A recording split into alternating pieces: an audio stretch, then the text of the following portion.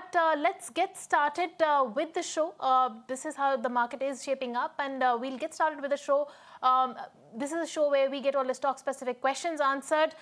You can write into us. The number is flashing on your screen. We also have Bikaji Foods, which is a major beneficiary of the GST reforms. That is trading with gains of 1.5%, but it was trading much higher, has cooled off like the rest of the market from the day's high. But we also have the management of Bikaji Foods, which will join us before we get started with the show. We have Rishabh Jain, CFO Bikaji Food International Limited, who's now joining in. Hi, Rishabh. Good morning. Thank you so much for joining us today. Rishabh, Thank you. Right. Rishabh, it's a big reform coming in, and with this GST rate cut coming through, almost 90% of your portfolio is likely to come under the 5% GST slab. Tell us, how does this boost the consumption in the mid and the lower end categories, and also what is going to be the incremental volume upside for your business? So thank you. So it's a big structural change. It will help in two ways basically. One, of course, we see that there are a lot of unorganized sector in our category, which will become more organized and ultimately more consumption increase overall. So we see that it will be good consumption boost for the rest of the year, and we are very optimistic about this. And number two, volume growth. So this year we'll see two half basically. First half we grown at volume growth of 8 to 9%. Other half, the rest half, we see that at least 3 to 4% of volume growth will be there because we'll pass on some grammage in the pack, like in impulse pack, which is price point pack, 5 rupee, 10 rupee. So we'll pass on extra grammage to consumers, and in bigger pack, which is family pack for us, we'll do some MRP reduction and everything. So it's all discussion going on, but yeah, it will be good boost for consumers. Hi Rishabh, this is Kanishka also joining. So let's see how that change comes into effect with the pricing and grammage changes that you're looking to make. But speaking of the markets that you cater to, do you think this lower tax rate will meaningfully expand your rural and semi-urban customer base where affordability is the key?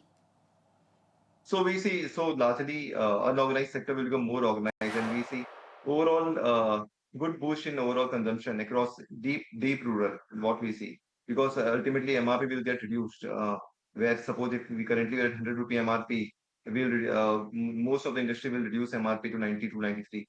So that's what will help in overall consumption across each deep rural. Rishabh, also, while this comes into effect from the 22nd of September, what happens to the inventory on shelves, the supply chain, also the dealers? Is there a framework in place for a smoother transition? So it's too early, like yesterday night only, like all the but yeah, we are working on the same. And normally in our category, the stock normally distributor keeps 1 to 2 week of stock. That's it. They don't keep any major stock, so we don't have any major transition issue as of now, unless other category, consumer Okay. durable or for us very low. We keep very low inventory in complete trade. Okay, so that's about the inventory management. But, speaking of demand and what do you expect going forward, this relief has, of course, come as a, benefit at a very crucial time. So tell us, how do you think the general, we anyway see a lot of FMCG demand during the festive season. So that clubbed with the GST reset that we have seen, what kind of demand are you expecting? So last 2 3 quarters for us has been good. So we are seeing quarter improvement, and this year Diwali has been looking very good. And we are already looking good, and this is a bonanza for us. So extra incremental growth will be there. Of course, the transition of 3 weeks will be there, which will have some impact. We'll see, but overall, we see good boost in overall demand during Diwali season.